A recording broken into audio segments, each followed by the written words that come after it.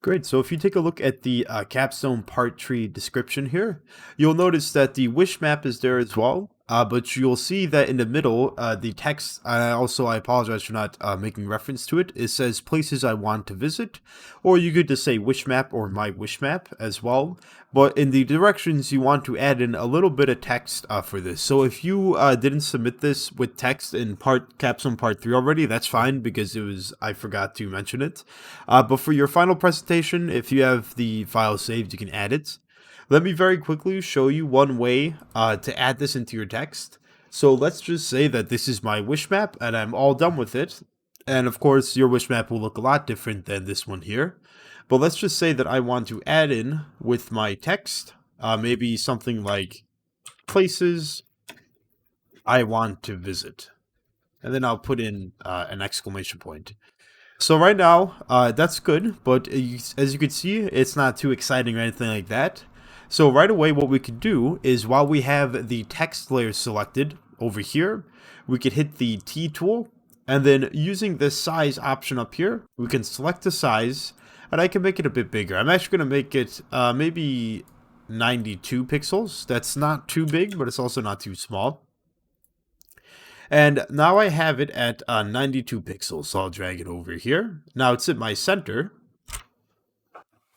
Excuse me. And now what I can do is I can also, over here, change the font that I want to work with. This font looks pretty interesting, but remember if you hit the font option up here, there's a ton of fonts you could choose from. And one of them right here is, I think this one's pretty interesting. It's a nice little font that I can work with, and I can hit OK to accept it here. After I have my font selected, you'll notice that inside of the capstone presentation, he has it kind of warped and with some color on it. So after we have our font and our size and our text selected, we could hit the T tool again. We can select our layer, and then we have this option up here called warp. If I select warp, you'll notice that I get a bunch of options that I can't select until I select this style option. So I'm going to select style. And then from style, I can pick all of these that I want to choose from. So I think he's using arc lower. As you can see here, his is arc lower, but you notice that mine is much more lower than his is. And again, you don't need to copy his right away. I'm just showing an example of it. How about I decrease the bend that I have here? And you'll notice that it kind of bends like his as well, and I can increase the vertical or anything like that too. I'll leave these at 0% just so it's even, but maybe I don't want to use arc lower. Maybe I can use shell lower, and I can increase this as well. And it looks pretty interesting.